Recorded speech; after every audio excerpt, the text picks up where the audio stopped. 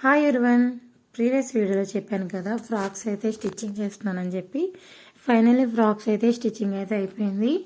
ఈ ఫ్రాక్ వచ్చి స్టోన్స్ లేస్తోనైతే నెక్కి ఇంకా హ్యాండ్స్కి అయితే ఇలా వేసి స్టిచ్చింగ్ అయితే చేశాను. హ్యాండ్స్ ట్రెండింగ్ ఉన్న హ్యాండ్స్ అయితే పెట్టేసేసి లోపల ఇన్నర్ హ్యాండ్ అయితే ఒకటి ఉంటుంది. అందరికీ స్లీవ్లెస్ అంత కంఫర్ట్ ఉండదు కాబట్టి ఇన్నర్ హ్యాండ్ అయితే పెట్టి ఈ డ్రెస్ అయితే స్టిచ్చింగ్ చేస్తాను. దీనికి బాటమ్ వచ్చేపాటికి నార్మల్గా పీకో అయితే చేస్తాను. బ్యాక్ కొంచెం డీప్ నెక్ పెట్టి థ్రెడ్స్కి హ్యాంగింగ్స్ అయితే పెట్టే కుచ్చులుగా అయ్యేలాగా. అంత తెలియట్లేదు కానీ బయట అయితే మంచి షైన్ అవుతుంది ఈ కలరు.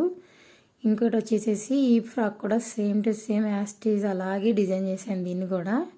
ఇది వచ్చేసేసి కానీ చాలా బాగుందండి ఈ కలర్ అయితే. నాకైతే బ్లూ ఫేవరెట్ ఎప్పుడు, కానీ నాకు ఈ ఫస్ట్ టైము ఈ వైలెట్ కలర్ అయితే చాలా బాగా నచ్చింది. దీనికి కూడా సేమ్ హ్యాండ్స్ అయితే అలా పెట్టి ఈ విధంగా హ్యాండ్స్కే వేసాను, లేసు నెక్కి అయితే వేయలేదు.